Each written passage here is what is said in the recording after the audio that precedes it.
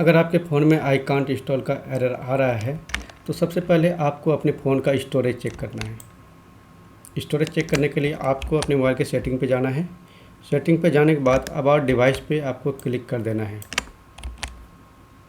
Click करने के बाद आप अपने फ़ोन का स्टोरेज यहाँ से चेक कर सकते हैं। अगर आपके फ़ोन में स्टोरेज अवेलेबल नहीं है, उसके बाद भी आप एप्लीकेशन इंस्टॉल करेंगे तो भी आपके फ़ोन में आई कांट इंस्टॉल का एरर आएगा। ठीक है, अगर आपके फ़ोन में स्टोरेज है फिर भी ये एरर आ रहा है तो इसको फिक्स करने के लिए आगे का प्रोसेस